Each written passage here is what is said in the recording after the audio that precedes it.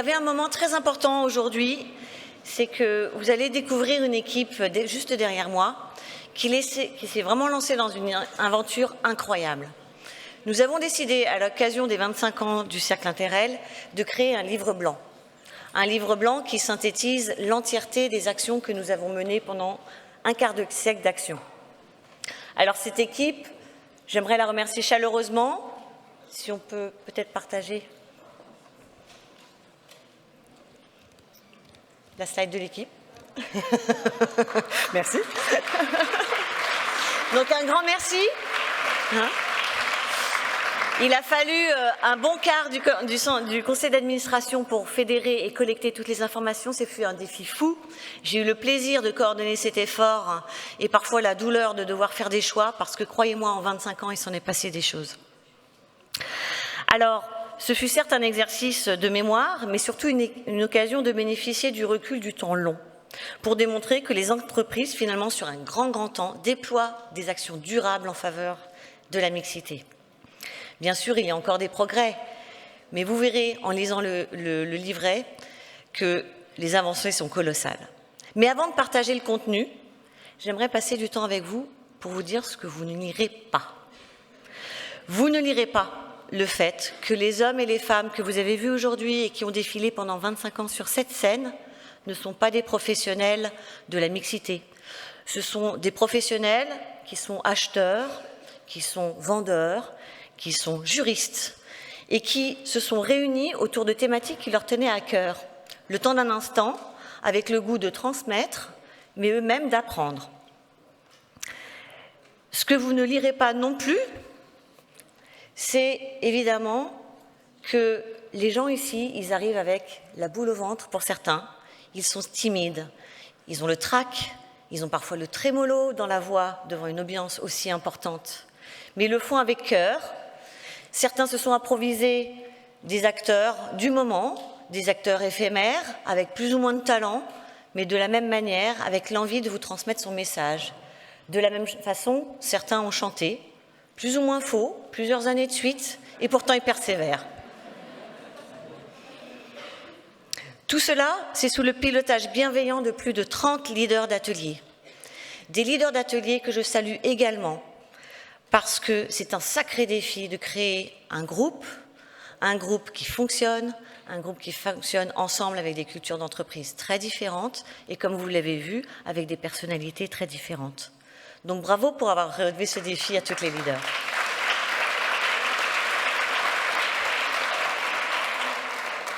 Bravo aussi aux plus de 350 bénévoles, je les ai comptés, sur 25 ans.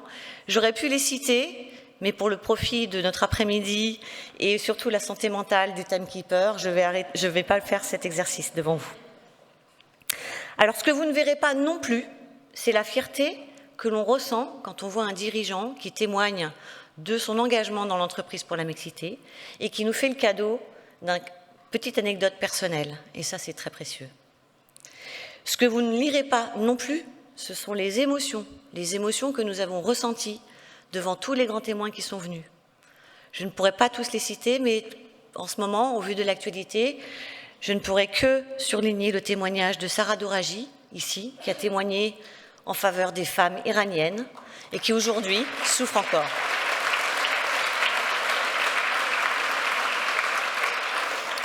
Plus récemment, le témoignage d'Angélique Cauchy, l'année dernière, qui multiples fois a été violée par son entraîneur dans son adolescence et qui a transformé son traumatisme en véritable combat en faveur des jeunes dans le sport.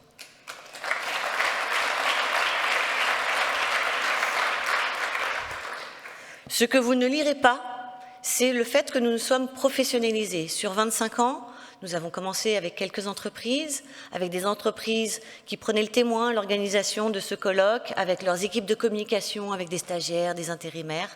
Aujourd'hui, nous avons l'énorme chance d'avoir une société d'événementiel qui s'appelle 1001 Lunes, qui nous soutient depuis des années avec grand talent. Et merci beaucoup. Merci.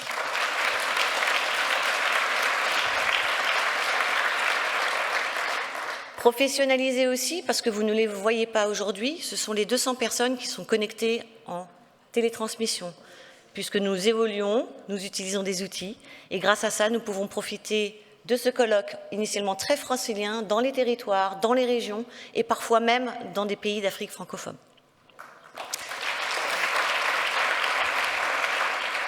Donc vous l'aurez compris, il me semblait essentiel de mettre en lumière le visage profondément humain de cette association.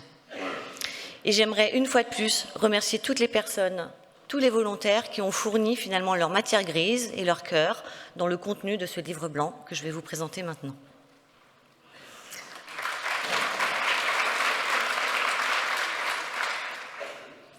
Donc le livre blanc, c'est effectivement un certain nombre de chapitres.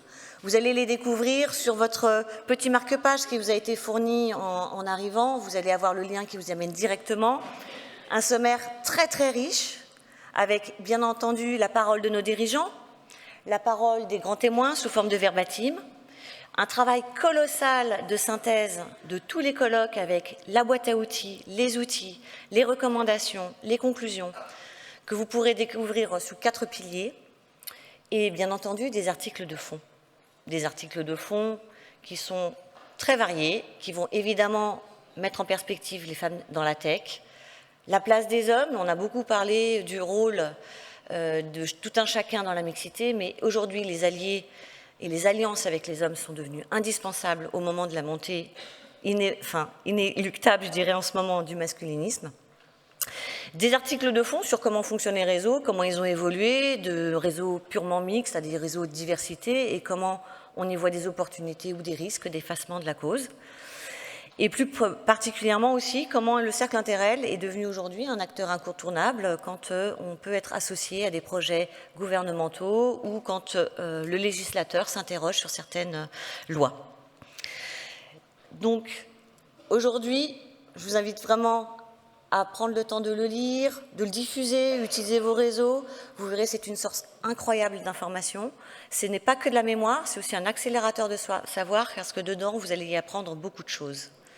Là où je vais m'arrêter 2 petites minutes, c'est sur la fin du livre blanc. Vous allez trouver les 50 recommandations que nous avons sélectionnées avec soin pour chacun des maillons de la chaîne d'action en faveur de la mixité. Les maillons, ce sont les salariés, ce sont les entreprises, les dirigeants, les ressources humaines. Ce sont également les réseaux, donc, qui sont très présents au sein du cercle, et puis les pouvoirs publics. Alors, dans les pouvoirs publics, je fais une petite sélection. C'est évidemment de s'associer avec des réseaux comme les nôtres, puisque nous sommes la voix du terrain. À chaque fois que vous avez besoin de légiférer, ça peut être essentiel d'écouter la voix du terrain, des dirigeants. Évidemment, s'interroger sur la place des études scientifiques dès le premier âge. Et donc, c'est investir de plus en plus l'éveil aux sciences et aux mathématiques dès la primaire. Les recommandations, elles sont très nombreuses. Pour les salariés, n'hésitez pas à venir une journée de temps en temps au colloque, une journée dans l'année pour prendre l'air, pour réfléchir sur les sujets de mixité. Participer à des programmes de mentorat ou de coaching de vos entreprises. Venir témoigner de vos parcours dans les collèges et les lycées. Ça, c'est en tant que salarié. Votre responsabilité est assez légère et vous pouvez le faire à tout moment. Pour les entreprises, évidemment, soutenir les réseaux. Budgétairement, évidemment, mais en mettant en avant leurs actions. Pour les réseaux eux-mêmes, n'hésitez pas à faire des réseaux de réseaux. C'est le cas aujourd'hui des 14 entreprises qui s'associent au Cercle Interrel, qui ont vu le profit de partager les bonnes pratiques, de se stimuler dans des moments où les réseaux ont parfois des creux et des bosses au niveau de leur motivation et de leur soutien.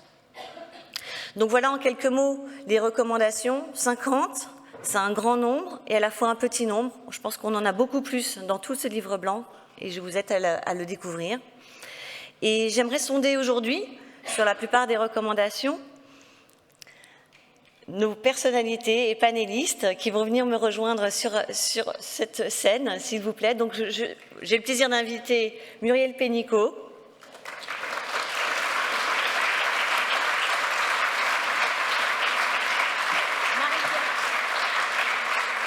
Marie-Pierre Rixin,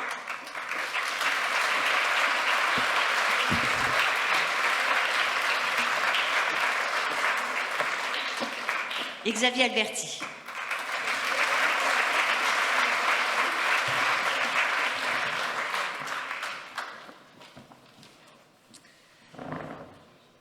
Merci pour votre temps. Excusez-moi, je n'ai pas pu vous accueillir, donc je vous accueille également. Alors, je vais quand même présenter tous les intervenants aujourd'hui. Vous connaissez certains d'entre vous, ou peut-être tous, en fonction de votre parcours. Donc Muriel Pénicaud, vous êtes dirigeante et administratrice d'entreprise. Vous avez été ministre du Travail de 2017 à 2020, photographe, et plus récemment co-auteur d'une bande dessinée que j'ai ici, Travailler demain, que j'aime beaucoup, et je suis très attachée à cette jeune fille, Soraya, qui a un exposé sur le travail de demain. Donc elle a la chance de pouvoir rencontrer de grandes personnalités mixtes, hein, il y a un bel équilibre entre les femmes et les hommes, pour explorer ce que sera le travail demain, et on y reviendra un petit peu plus tard, pour peut-être une question un peu impertinente. Marie-Pierre Rixin, bonjour, bienvenue. Alors vous êtes députée dans la 4e circonscription de l'Essonne, vous avez été présidente pendant 5 ans de la délégation aux droits des femmes à l'égalité des chances à l'Assemblée nationale, et vous êtes autrice et rapporteure de la loi du 24 décembre 2021 visant à accélérer l'égalité économique entre les femmes et les hommes. Et enfin, Monsieur Xavier Alberti, enchanté. Vous êtes entrepreneur, membre d'un club des gentlemen, ancien coprésident de la commission de lutte contre les stéréotypes et rôles sociaux du Haut Conseil à l'égalité, et vous êtes cofondateur de l'association Japon sans elle. Donc bienvenue. J'aimerais faire un petit tour de table, un premier tour de table, la même question pour tout le monde. J'ai interrogé en début d'après-midi l'Assemblée sur où ils étaient il y a 25 ans, sur le sujet notamment de l'égalité professionnelle. Donc il y a 25 ans, c'était en 2021. Muriel. C'était en 2001. Oui. Le temps passe vite, c'est vrai. Alors moi, en 2001, j'étais chez Danone, je n'étais pas encore DGRH, je dirigeais le développement des dirigeants au plan mondial. Donc sur les 200 dirigeants dans les 90 pays, on avait à peu près 15% de femmes. Donc j'étais très sensible au sujet, on voyait bien que la pyramide, plus on montait, moins il y en avait pas au COMEX. Et donc on a commencé à mettre des petites graines à ce moment-là. Mais quand je suis revenue quelques années plus tard comme DGRH, mes actions, ça a été évidemment de lancer le mouvement EVE pour le développement du leadership des femmes, avec Anne Thévenet qui continue d'ailleurs vaillamment. Maintenant, il y a plus de 10 000 femmes qui ont bénéficié de ce programme. Et pourquoi? Parce que je m'étais aperçue qu'il y avait 2 plafonds de verre. Il y avait le plafond de verre de l'organisation, du management, les biais conscients, inconscients, enfin tout ce qu'on connaît ici totalement, parce qu'on lutte toutes et tous contre ça. Mais il y avait aussi le plafond de verre intérieur, qui était maintenant c'est plus connu, mais le syndrome d'imposture, le sentiment de ne pas être capable, les doutes, etc. Et j'avais appelé ça le plafond de verre intérieur. Et je m'étais dit, il faut aussi travailler sur ce volet-là. C'est ce qu'on a fait quelques années plus tard. Et puis c'était 1 an avant que j'aille rejoindre Dassault Systèmes comme DGA, première femme, seule femme au COMEX. Et j'ai rencontré tout à l'heure une ancienne collègue, ça m'a fait plaisir parce qu'aujourd'hui, on avait là aussi lancé les choses, mais ça s'est bien développé. Et Dassault Systèmes est partenaire de cet événement, ce qui me fait très plaisir. Absolument, merci. Alors, en 2001, donc, Marie-Pierre. Eh bien, moi, j'étais déjà à l'Assemblée nationale. J'étais assistante parlementaire. Et je découvrais, pour être très honnête, pour la première fois, le fait que je ne bénéficiais pas du même traitement en étant une jeune femme. Je ne pensais pas que cela pouvait m'arriver entre guillemets à moi. Évidemment, j'étais très animée par le sujet de l'égalité déjà entre les femmes et les hommes, notamment le sujet des violences. Mais je ne pensais pas moi-même, étant plutôt privilégiée, ayant fait des études, etc., pour pouvoir être victime, entre guillemets, de...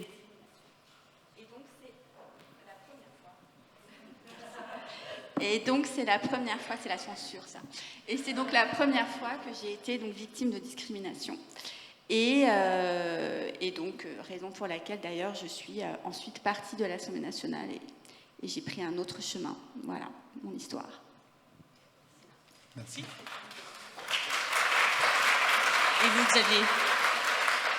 Ça devait être plus douloureux pour moi comme question, puisqu'il y a 25 ans, j'avais 30 ans. Je quittais le groupe Carrefour, où j'étais patron d'Hyper, pour monter ma première entreprise. je n'avais strictement aucune conscience du problème de l'égalité entre les femmes et les hommes, aucune. Au contraire même, j'étais, comme mon nom l'indique, un enfant bien dans ma culture méditerranéenne, où la place du garçon, moi je suis un fils aîné, et elle est bien au centre, bien au-dessus, et ça m'allait très bien. En tout cas, je n'avais pas imaginé que je remettrais en cause cet état de fait, et donc je n'y vois aucun motif d'orgueil, de fierté. Au contraire, j'y vois aussi le principe qu'on peut évoluer, on peut changer, même si on en reparlera, c'est difficile. Je parle pour un homme. On peut cheminer et on peut partir d'un état de fait pour essayer de travailler et essayer de participer à ce combat à sa manière et à sa place. Merci beaucoup. Merci. C'est pas facile de s'ouvrir en disant bah, j'étais nulle part, mais je suis sûre qu'on va pouvoir voir que ça se soigne.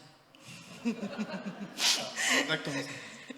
Alors Muriel, comme on le disait, vous avez un double ADN, un ADN dans l'entreprise, un ADN en tant que ministre. Plus récemment, dans cette aventure de bande dessinée, vous avez infiltré des nombreuses innovations sociales dans les entreprises. La petite Soraya qui, elle, cherche à savoir quel sera le futur, si toutefois elle devait vous interroger plutôt sur les 2 dernières décennies, un peu plus des 2 dernières décennies, ce qui a vraiment évolué dans le monde du travail pour les femmes, qu'est-ce que vous lui répondriez? Alors, dans la plupart des pays développés, mais notamment en France, on a fait quand même des grands progrès, déjà de prise de conscience qu'il y avait un sujet, parce que je pense que pour beaucoup d'hommes et une partie des femmes, c'était un point aveugle. Donc là, on a fait beaucoup de progrès. On a fait beaucoup de progrès sur le plan législatif. Dans tout, moi, je suis membre du Global Summit of Women, j'interviens régulièrement à l'international. À chaque fois, la France est saluée pour le pays, sur le plan législatif, qui s'est doté de plus de moyens sur ce sujet, avec la trilogie de la loi Copé-Zimmermann pour les conseils d'administration, de ma loi avec, de 2018 avec notamment l'index, et de la loi Rexin de Marie-Pierre. Voilà. Donc ça, on a fait des progrès. Et ça, c'est intéressant parce que le fait d'inscrire dans la loi ne change pas miraculeusement la situation, mais est une machine à obliger à progresser. C'est le principe de ces 3 lois. Et oui, on voit des progrès. Alors après, c'est totalement verre à moitié vide, verre à moitié plein. On a fait des progrès sur l'égalité hommes-femmes. On est encore très loin du sujet. Donc tout le sujet, c'est déjà de ne pas reculer, parce que beaucoup de pays reculent, et comment on avance, comment on accélère. C'est ça le sujet, je pense, pour Soraya et les autres. Et les autres. et vous parliez de l'index, effectivement, d'égalité. Ça fait un peu plus de 5 ans qu'il existe. Aujourd'hui, que nous disent les données? Quel est le regard que vous portez sur cet index avec un peu le recul de l'intention? Alors d'abord, on l'a construit très collectivement, Marie-Pierre s'en rappelle, parce que les parlementaires et ta délégation que tu présidée étaient très impliqués, les partenaires sociaux, il y a eu 4 mois de concertation, les réseaux de femmes aussi. Donc on a fait une énorme concertation. Et l'idée, c'était simple, c'est que dans les entreprises, et moi j'ai été dirigeante d'entreprise pendant longtemps, je suis encore autrement, ne progresse que si elle mesure. Quelque chose qui n'est pas mesuré, alors c'est pas vrai de tout dans la vie, mais dans l'entreprise, quelque chose qui ne mesure pas ne progresse pas. Et n'atterre pas l'attention du management ou d'un conseil d'administration. Donc l'idée, c'était vraiment d'avoir un instrument de mesure qui obligeait à voir la réalité en face et qui obligeait à progresser. Ça, c'était le consensus. Et c'est pour ça qu'on l'a voulu très simple. Au départ, on avait 50 idées de critères. Et moi, j'ai juste dit, écoutez, il y en aura 5, mais vous choisissez lesquels. Mais pourquoi? Parce que dans un conseil d'administration, dans un COMEX, un grand groupe, s'il y a plus de 5, eh bien, ça sera juste un rapport qu'on confiera à l'expert comptable. Mais personne ne s'en saisira comme un moyen d'action. Donc ça a progressé. Moi, il n'y a pas de semaine sans que quelqu'un m'en parle encore dans toutes les conférences que je fais auprès de chefs d'entreprise ou de DRH ou de réseaux de femmes qui me disent, bon, ça nous a fait progresser parce que maintenant on est obligé d'avancer. Après, je trouve que c'est quand même lent, ça progresse, mais en 5 ans, on est passé d'une moyenne de 84 points à 88,5. À ce train-là, vous voyez ce que je veux dire. Donc, et notamment, un des points les plus durs, et c'est ça d'ailleurs qui était intéressant, parce qu'il y a eu la loi de Marie-Pierre après, c'est les pourcentages de femmes dans les 10 plus hautes rémunérations. Donc, toi, tu fais les carrières, là, le DEX, il fait les salaires. puisqu'on a mis aussi des femmes au COMEX pour pouvoir répondre à l'obligation dès qu'elles soient au COMEX, sans forcément les payer plus. Donc ça, c'est le truc qui pêche le plus dans l'index, mais au moins on le sait. Donc on sait sur quoi il faut se battre. Quand c'est une nébuleuse, vous ne savez pas quoi vous battre. L'autre point, je pense, positif, c'est que, en gros, la directive européenne, on verra ce que ça donne, et la transposition, mais elle a été inspirée directement. L'Europe nous a dit on va s'inspirer de l'index. Donc l'idée que ça soit une cause qu'il faut mesurer avec des objectifs. Par contre, c'est vrai qu'il faut remonter la barre d'exigence, ce qui est vrai dans la loi Copé-Zimmermann et dans ta loi, avec des paliers progressifs. Et je pense que la note éliminatoire qui est à 75, elle devrait depuis longtemps être montée à 85, puisque la moyenne est à 88. L'égalité, c'est 100. Donc, je rappelle. Merci beaucoup. Mais justement, vous parliez de paliers.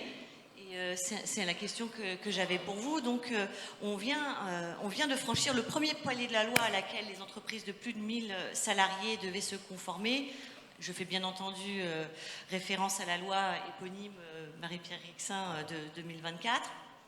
Alors, à votre avis, comment accueillent finalement les entreprises cette loi et comment se préparent-elles au prochain palier ? Alors cette loi, puisqu'on l'a maintenant, effectivement, on a atteint les 5 ans, le premier palier, puisqu'elle a été promulguée en 2021 et le premier palier c'était 2026, le 1er mars 2026. Donc aujourd'hui, notamment sur les entreprises du CAC 40, nous sommes à 31% de femmes en moyenne sur les COMEX CODIR des entreprises du CAC 40 et 30% pour les entreprises du SBF 120. Donc on voit qu'on a progressé quasiment de 11 points en l'espace de 4 ans. Donc au final, ce que l'on constate, c'est que les entreprises, quels que soient les secteurs d'activité d'ailleurs, ont pris le pas, se sont mis en marche dans le cadre de ces obligations légales. Ce que l'on constate aussi, c'est que, encore une fois, il ne s'agit pas d'une problématique de secteur, d'activité, et je suis là évidemment en présence des entreprises du cercle Interrel avec lesquelles j'échange régulièrement et que je remercie pour leur dynamique et également pour ce qu'elles ont pu impulser dans le cadre de la préparation de ce texte, parce qu'on a des entreprises de secteurs industriels, de secteurs plus technologiques, et qui sont déjà à 30, 35, voire même parfois 40% de COMEX, de CODIR. Et inversement, des entreprises dites à dominante féminine, y compris d'ailleurs sur de l'économie sociale et solidaire, ne sont pas nécessairement à 30% dans leur COMEX et leur CODIR. Donc il faut quand même saluer le fait qu'à partir du moment où cet enjeu, et j'étais la semaine dernière avec des ETI qui peuvent être concernés par le texte, que cet enjeu est véritablement identifié comme étant primordial, notamment dans un contexte de tension des talents que Muriel connaît bien évidemment, et de recherche véritablement de talents dans un cadre démographique quand même assez tendu, et bien ces entreprises-là se saisissent effectivement de ce texte pour montrer aux jeunes femmes qu'elles ont leur place dans les entreprises et que leur carrière, y compris au plus haut sommet, y est possible. La difficulté qui reste, ce sont encore des entreprises qui pourraient atteindre ces objectifs chiffrés et qui ne les atteignent pas par manque de volonté. Il y en a encore quelques-unes. Ce que je crois aussi, c'est que les médias font aussi leur part et ont quand même communiqué là autour du 1er mars et ont montré en fait que certaines devaient faire des efforts. Et quant aux 40%, qui est donc le second palier, ce palier qui doit être atteint en 2029, eh bien on voit déjà qu'il y a 7 entreprises du CAC 40 qui sont à plus de 40%. On en a un petit peu moins de 10 qui sont déjà entre 35 et 40. Donc on voit en fait que ces objectifs sont totalement atteignables. Et là, on parle de parité, encore une fois. Hein. On n'est pas sur une stricte égalité de 50-50. Donc il s'agit parfois de permettre à 1 ou 2 femmes d'intégrer les cercles de pouvoir de l'entreprise. Donc évidemment, tout cela est totalement atteignable et possible. Ce que je sais et ce que je comprends très bien, c'est que ça implique beaucoup d'énergie, de volonté, de temps. Ça n'est pas simple de modifier la composition d'un COMEX et d'un CODIR, parce qu'évidemment, je le dis toujours, on parle là d'un escalier intérieur et non pas d'un escalier extérieur comme avec la loi Copé-Zimmermann. Donc nécessairement, c'est plus long, plus difficile. Je crois que le texte laisse suffisamment de temps aux entreprises pour pouvoir s'y préparer. Ce qui est certain, c'est que atteindre 30%, c'était une première exigence pour qu'on puisse parler à minima de parité. 40%, c'est un acte 2.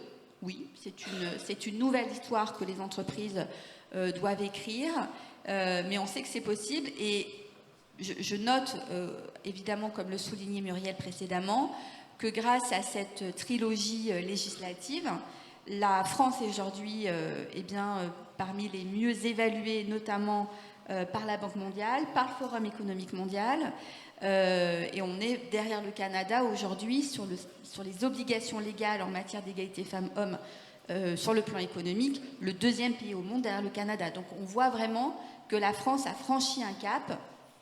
Il me semble aussi que c'est un avantage compétitif dans le cadre du contexte actuel, me semble-t-il. Donc bravo aux entreprises qui sont engagées sur ce chemin de la parité et de la mixité. Merci de le reconnaître, merci. Merci bien. Alors Xavier, je le mentionnais un petit peu plus tôt, vous avez été membre au Haut Conseil de l'égalité, vous avez participé à la réalisation du rapport sur les femmes et le numérique, vous faites partie des cofondateurs d'une association qui s'appelle Jamais sans elle. Alors depuis 2021, que s'est-il passé ? Depuis 2016, mon déclic, moi c'est 2016. C'est la naissance de ma fille, hein. C'est un truc tout bête. Hein. C'est le moment où on se dit, mais en fait, si je veux qu'elle ait les mêmes chances que les autres, et on se rend compte à ce moment-là, par cette mise en abîme, qu'il y a un sujet. Mais je voudrais faire écho je voudrais nuancer ce que je vais dire sur le fait d'être un féministe, et faire écho à ce qu'ont dit Muriel et Marie-Pierre. C'est que, en tant que chef d'entreprise, le déclic et la mise en place d'une politique en faveur de l'égalité entre les femmes et les hommes à l'intérieur de mon groupe, de mes entreprises, ça a été très simple. Ça a été très simple. D'abord parce qu'on est encadré par la loi, et je pense que si on n'était pas encadré par la loi, on ne le ferait pas. Donc du moment qu'il y a la loi, voilà, il y aura l'ex, c'est de l'ex, il faut le faire. Ensuite parce que c'est valorisant pour l'entreprise économiquement. C'est-à-dire que globalement, on sait que ça a des bons résultats, donc en tant que dirigeant d'entreprise, je le fais de façon rationnelle. Ensuite, c'est valorisant pour l'entreprise en termes d'image et de mode de fonctionnement de l'entreprise, parce qu'on sait que c'est sain et on comprend très vite que la mixité, en tant que telle, quelle qu'elle soit d'ailleurs, est un facteur de réussite dans l'entreprise. Et enfin, parce que c'est valorisant pour son dirigeant. C'est-à-dire qu'en plus, quand on fait ça, on nous dit ah vous êtes un mec bien. Donc on se dit il n'y a vraiment aucune raison de ne pas le faire. Et donc très vite je me suis dit oui je suis féministe et je revendiquais le fait d'être un féministe et il se trouve, je vais ouvrir un peu la fenêtre de Verton, je vais un peu faire de l'intime. Il se trouve que je suis marié, j'ai une femme formidable, je vais la nommer d'ailleurs parce qu'elle n'est pas que ma femme, elle s'appelle Audrey Borolo et il se trouve que dans sa trajectoire Audrey a fait pas mal de choses et elle a fait un peu de politique. Elle a accompagné un jeune candidat en 2017, il se trouve qu'il a gagné. Et elle l'a rejoint à l'Élysée pour devenir sa conseillère agricole. Ce jour-là, son agenda a pesé aussi lourd que le mien, voire très souvent plus lourd que le mien. On avait 2 enfants en bas âge, et donc je me suis retrouvé à vivre l'égalité à la maison. Et là, je peux vous dire que ce n'était pas du tout la même histoire dans mon ressenti. Et c'est ce jour-là que j'ai compris que je participais au combat féministe à ma façon, que j'essayais d'y mettre le meilleur de moi-même, mais que ce n'était pas suffisant du tout, et qu'il y avait encore un sacré écart entre le fait de participer à ce combat en tant qu'humaniste, ne serait-ce que ça, puisque le féminisme est un humanisme, et le fait d'être vraiment féministe, c'est-à-dire de pouvoir endosser ce discours et de le vivre dans ses axes sans que ça ne crée aucun problème. Donc je pense que dans ce combat-là, les entreprises sont pionnières. Et d'ailleurs, cette association, quand je lis d'où elle vient et comment elle s'est développée, elle est pionnière parmi les pionnières et les entreprises qui la forment sont pionnières. Je pense que le monde de l'entreprise en règle générale sur ce sujet-là est pionnier. Je pense que c'est très très différent dès qu'on change d'univers et qu'on rentre dans les maisons, mais aussi dans d'autres organisations que les maisons, mais je ne parle que de moi ici, sur ce sujet-là. Et moi, j'ai vécu dans ma maison le fait que le rééquilibrage sous mon toit, c'était très compliqué, très douloureux, j'allais dire, pour tout le monde. Et que c'était un combat qu'il fallait d'abord que les hommes mènent avec eux-mêmes, parce que le sujet du rééquilibrage, c'est un sujet aussi entre les hommes, entre nous, et entre nous à l'extérieur, c'est-à-dire le regard qu'on porte les uns sur les autres. Merci beaucoup. Merci bien. Et sur une sphère un peu moins personnelle, donc le rapport sur le numérique, quel regard vous portez sur la technologie, l'univers technologique et les femmes en quelques mots, puisque c'est quand même un beau rapport auquel vous avez... Ce qu'on a découvert avec Catherine Ladouce, avec Marianne Bernard, avec Sylvie Pierre Brossolette, quand on a rédigé, d'abord on a auditionné puis rédigé ce rapport, c'est que évidemment le stéréotype sexiste et ce qui leste finalement notre société sur le sujet du patriarcat, il est présent partout. Et quand on regarde le rouage de la façon dont fonctionne le numérique, dans sa production, dans la façon dont il est distribué et dans le contenu qu'il diffuse, il est sexiste. Pourquoi? Tout simplement parce qu'il reproduit notre monde. Et c'est vrai, on n'a pas traité l'IA. Donc il y a un super sujet pour le HCE pour les mois qui viennent. On n'a pas traité l'IA, mais on a traité les algorithmes, évidemment, dans notre étude.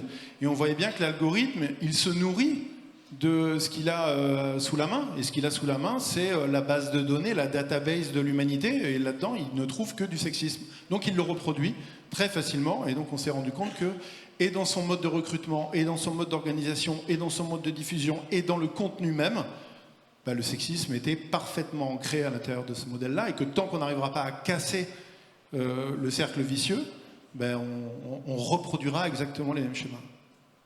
Merci beaucoup, merci bien. Alors, il nous reste quelques minutes. Je m'interrogeais par rapport à, et c'est la même question à vous trois, donc d'après votre expérience, le contexte actuel, comment vous imaginez finalement l'enjeu prioritaire en faveur de la mixité? Qu'est-ce qui vraiment, dans les 5 prochaines années, d'après vous, serait l'enjeu majeur en faveur de Lega Pro? Alors d'abord, on est dans un contexte de bouleversement très profond du monde du travail, entre l'IA, la transition écologique, le basculement démographique et le changement des attentes sociales et du rapport au travail. Aujourd'hui, toutes les études convergent pour dire que c'est 50 à 70% des emplois qui sont impactés dans les 10 ans qui viennent. Et une autre manière de le dire, c'est que 2/3 des métiers que vont faire nos enfants n'existent pas aujourd'hui. Donc c'est dans ce contexte-là que le sujet de l'égalité professionnelle va se situer. Et donc c'est pour ça que d'ailleurs Christine Lagarde, Aurélie Jean, Isabelle Rome, tout le monde en parle beaucoup de ça dans la BD. Mais moi je pense que du coup ça peut être soit une chance extraordinaire, soit un risque terrible. Et c'est pas écrit. Ça dépend de nous tous et de nous toutes, partout où on peut agir. Pourquoi? Parce que les emplois qui vont être les plus impactés négativement, il y en a qui sont impactés positivement, c'est plutôt des fonctions transversales, des fonctions corporate, juridiques, finances, beaucoup portées par les femmes. C'est les emplois, c'est les cols blancs, c'est les emplois intermédiaires, et c'est peu l'artisanat, peu le travail physique, peu les dirigeants pour l'instant, dans leur mode en outil d'aide à la décision, mais intrinsèquement, leur métier ne va pas complètement changer. Les secteurs qui vont, par contre, en bénéficier beaucoup, c'est tout le secteur de la santé, du soin, de la relation aux autres. Là, il y a beaucoup de femmes. Mais beaucoup le numérique. Et là, il y a un vrai signal d'alerte. Je sais que Interrel, vous travaillez beaucoup là-dessus, d'autres organisations aussi. Mais on n'est pas encore à la vitesse, à l'échelle dont on a besoin, parce qu'aujourd'hui, il n'y a que 20-24% selon les années de filles dans les écoles d'ingénieurs, on le rappelle, dans la BD, et chez les créateurs de start-up, il n'y a que 11% de filles. Or, la création de valeur, elle va être beaucoup là aussi. Et donc, il y a un combat sectoriel, il y a un combat d'éducation qui est essentiel, parce que sinon, on va se retrouver peut-être avec une mixité, mais on sera dans des secteurs en gros, on ne gagne pas d'argent, quoi. Voilà. Donc, on n'aura pas l'égalité. Et quand vous n'avez pas l'égalité économique, gros sujet commun, vous n'avez pas l'égalité dans les autres secteurs de la vie. Hein. Ça aide à la maison, y compris d'avoir l'égalité économique. C'est plus la même discussion. Donc je pense que c'est crucial de se mobiliser sur ce sujet maintenant, pas simplement en continuité, mais en se projetant justement dans ces bouleversements du travail qu'on commence à savoir dessiner, parce que c'est là qu'il faut être, c'est dans ces lieux-là où on va débattre de comment on va organiser le travail de demain, qu'il faut aller porter le sujet de la mixité et de l'égalité. C'est à la fois la part des femmes, mais la part des femmes dans les sujets de responsabilité, y compris dans les secteurs où aujourd'hui elles le sont peu. Je crois que c'est possible, mais ça dépend de ce qu'on va dessiner tout ensemble dès aujourd'hui. Merci beaucoup. Marie-Pierre, un complément à ce qui vient d'être dit?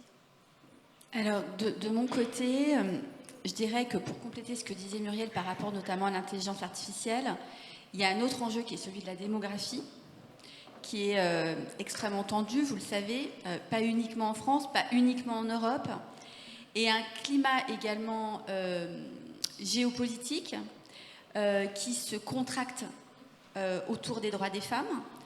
Je rappelle qu'aujourd'hui, environ 60 à 65% de la population mondiale vit dans le cadre d'un régime politique autocratique, que ça s'accélère, que le principe même de la démocratie, en fait, est menacé, et qu'avec le principe de la démocratie, c'est un ensemble de valeurs et de droits qui sont évidemment menacés avec la démocratie elle-même, et en particulier les droits des femmes, et la manière dont les femmes et les hommes arrivent à cohabiter ensemble, à produire ensemble et à vivre dans ce contexte démographique fort qui va peser de plus en plus à travers un certain nombre de droits qui vont se rétrécir malheureusement certainement en défaveur des femmes pour essayer de trouver des solutions par rapport à ces enjeux démographiques.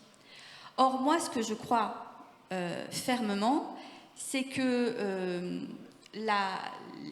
l'égalité professionnelle et les droits économiques de manière générale, je pense aussi bien sûr aux droits successoraux, fiscaux, enfin la manière dont on considère la place, la femme, les femmes comme des sujets économiques à part entière, dans un contexte aussi économique qui va évoluer avec l'enjeu de la grande transmission. Vous savez notamment que les femmes vont recevoir une part très importante de cette grande transmission. Donc on est à la fois dans une tension démocratique et une tension économique et démographique qui fait que je crois qu'il y aura deux types d'acteurs, et notamment d'acteurs économiques. Il y a ceux qui vont regarder les enjeux à très court terme ou à court terme, et puis il y a ceux qui vont regarder au-delà de 5 ans, de 10 ans, de 15 ans, et qui vont se positionner sur une échelle de valeur. Moi, je crois véritablement que les acteurs qui seront dans la deuxième logique eh bien, seront évidemment ceux qui sauront se placer sur une échelle de valeur plus globale et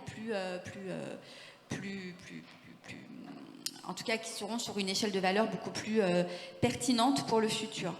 Et le dernier point, plus à l'échelle micro et là peut-être nationale, c'est qu'on a effectivement, y compris dans notre pays, un certain nombre de droits, je pense évidemment au code napoléonien, qui sont encore extrêmement tenaces et sur lesquels on a encore beaucoup de difficultés à faire évoluer les mœurs, mais également les manières d'agir et la manière dont on doit cohabiter avec ce droit. Et donc je crois qu'on a aussi de nouvelles règles collectives à adopter, à la fois dans le milieu du travail, mais également dans ces rapports économiques entre les femmes et les hommes. Et là, il faut arriver, femmes et hommes, à chausser de nouvelles lunettes sur la manière dont les uns et les autres se positionnent dans l'entreprise, dans le monde du travail, dans la sphère privée, plus globalement dans la société. Merci. De votre côté, on est en train de clore un petit peu la table ronde. Votre regard est essentiel. Vous avez déjà des lunettes, donc vous les avez pu chausser. Qu'est-ce que vous voyez, vous, dans votre contexte, dans votre écosystème, comme priorité dans les 5 ans? Un sujet important, c'est celui de l'éducation. À chaque fois qu'on a travaillé au HCE sur tous nos rapports, un des problèmes, c'était effectivement comment est-ce qu'on arrive à faire percoler ça dès le plus jeune âge, c'est-à-dire comment est-ce qu'on casse les stéréotypes, comment est-ce qu'on inscrit le discours sur l'égalité, sur le consentement, enfin, voilà, sur tous ces sujets-là. Aujourd'hui, on le traite, à mon avis, par le petit bout de la lorgnette en disant est-ce qu'on arrive à dégager 1 heure, 2 heures, 3 heures par an, parce que c'est ça dont on parle sur un enseignement spécifique. Pour moi, il faut arriver, et c'est facile à dire, hein, à faire, c'est beaucoup plus compliqué, je le sais, mais à arriver à faire percoler ce discours à l'intérieur de toutes les matières. Que le sujet de l'égalité, le sujet du consentement, le sujet de la mise en lumière du leadership féminin et de l'équilibre entre les leaderships féminins et masculins, c'est dans toutes les matières qu'on devrait arriver à l'introduire. Ça devrait faire partie d'un enseignement global et pas de 2 heures à dispenser. Donc pour moi, ça c'est un sujet majeur, c'est comment est-ce qu'on arrive à inoculer l'égalité dès le plus jeune âge. Et un sujet d'urgence, c'est celui de la sécurité des femmes. Moi, j'ai été effaré en rentrant au HCE et en découvrant les statistiques du continent que représente, le continent méconnu finalement, en tout cas pour le grand public, que représentent les violences sexistes et sexuelles. Et je trouve qu'en 2026, c'est pas possible qu'on vive dans un pays où on ait encore un taux de condamnation aussi faible. Enfin, la protection des femmes dans un pays aussi mature que le nôtre, c'est une chose qui m'échappe complètement. Et donc, ça appelle une réforme judiciaire de profondeur avec des moyens réels qui permettront d'accompagner pas seulement des déclarations, mais des actes pour qu'on arrive à un système qui protège enfin et qui rende aux femmes, non pas l'égalité, mais leur liberté. C'est-à-dire le fait de pouvoir se mouvoir, marcher dans la rue, prendre le métro, sortir le soir, descendre dans un parking sans avoir peur. Merci infiniment. Merci. Merci beaucoup. Merci à tous les trois pour ces regards très complémentaires, d'avoir pris le temps d'être avec nous. Et puis...